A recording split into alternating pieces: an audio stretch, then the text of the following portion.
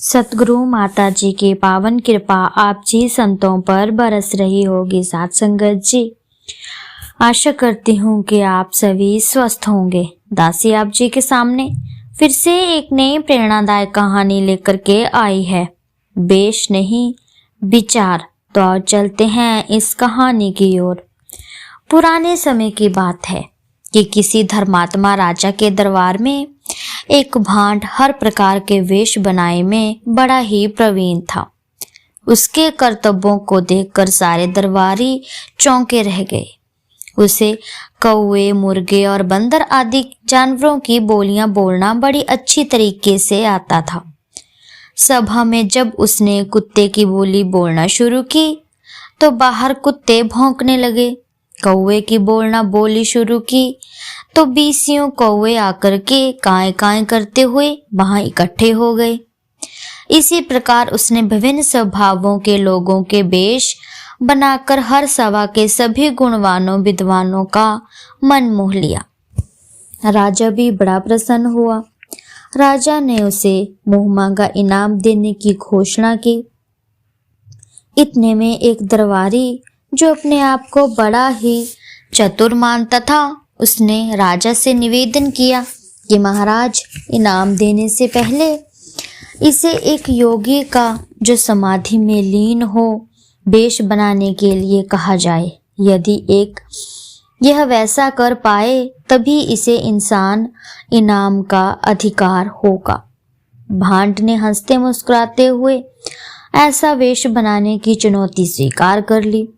देखते देखते उसने योगी का रूप धारण कर लिया। शीर्षासन, पद्मासन एवं मयूर शासन आदि अनेकों आसनों की मुद्राएं बनाकर दरबारियों की खूब वाहवाही लूटी। इसके पश्चात उसने 1 घंटे तक की समाधि चढ़ाई। परंतु दातार प्रभु की कुछ ऐसी लीला हुई कि 1 घंटा गुजर जाने पर भी उसकी समाधि खुली नहीं। थोड़ी देर के लिए लोग चकित हो उठे, परंतु घबराए नहीं।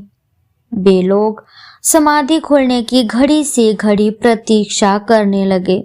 प्रतीक्षा करते करते दिन बीत गया, रात बीत गई, परंतु समाधि खुली ही नहीं। वैद्यों ने निरीक्षण करने के पश्चात घोषणा की कि यह तो लंबी समाधि लगा गया है, आप इसे ठिकाने लगाने की सोचिए। राजा ने उसी विचित्र शक्तियों को सम्मानित करने का निर्णय किया और आदेश दिया कि इसे जलाया न जाए, बल्कि योगियों की तरह इसकी समाधि बनाई जाए। इनाम की रकम से उसकी समाधि पर एक चबूतरा बनाने की भी घोषणा की गई। सब लोगों ने राजा के आदेशों की भूरी भूरी प्रशंसा की और थोड़ी दूर पर बहन वाली नदी के किनारे समाधि बनवाई और ऊपर एक चबूतरा बनाने का काम भी आरंभ हो गया। थोड़ा समय ही बीता था कि उस नदी में बाढ़ आ गई। बाढ़ के पानी में चबूतरा भी बह गया। समाधि में गड़ा वह भांड का शरीर जैसे गड़ा था, वह उसी स्थिति में अब भी पाया गया। लोग समाधिष्ट भांड की लाश को देखने के लिए वहां इकट्ठे हो गए। सौभाग्य से वहां एक योगी महात्मा भी पधारे। उन्होंने जब भांड की सारी कहानी सुनी तो वह इस परिणाम पर पहुंचे कि भांड ने समाधि तो चढ़ा ली थी, पर उसे उतारने की प्रक्रिया का ज्ञान उसे नहीं था, इसीलिए वे अपनी समाधि से वापस नहीं लौट सका। देखते देखते उस महात्मा ने उस समाधिष्ट भांड की कुछ खास नसें दबाई और सिर पर घी मलना आरंभ कर दिया। थोड़ी ही देर में वह समाधानिष्ठ अवस्था से वापस लौट आया। होश में आते ही वह बोलने लगा, क्षमा महाराज, भून सिंह बहादुर को क्षमा। आज तो भांड को ऐसा इनाम मिलना चाहिए कि जिससे आपका नाम संसार में युगों युगों तक कायम हो जाए। लोग बड़े खुश हुए कि कालू भांड आज भी जीवित है। उसे राजा के दरबार में लाया गया। वह योगी भी साथ था। राजा ने उस भांड को बहुत सा इनाम दिया और साथ ही उस योगी से पूछा, यह भांड समाधि में इतना लंबा समय रहकर भी भांड का भांड ही रह गया, इसके चरित्र में कोई परिवर्तन क्यों नहीं हुआ?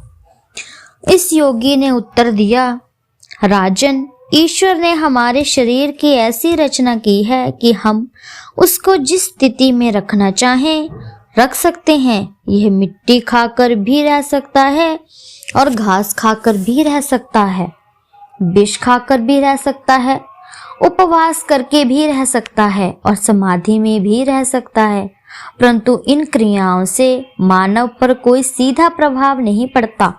मानव मन तो किसी साधे हुए मानव की संगति से ही बदलता है। मानव मन बदलने का और कोई उपाय ही नहीं है। महत्व विचारों के परिवर्तन का है, रंग ढंग या वेशभूषा के परिवर्तन का नहीं। तो साथ संगत जी, दासी की कहानी आप जी को अच्छी लगी हो तो चैनल को लाइक शेयर कमेंट जरूर कीजिएगा। ऐसी ही प्रेरणादायक कहानियां दासी आप जी के सामने लेकर के आती रहेगी। तब तक के लिए साथ संगत जी, धन्य निरंकार जी।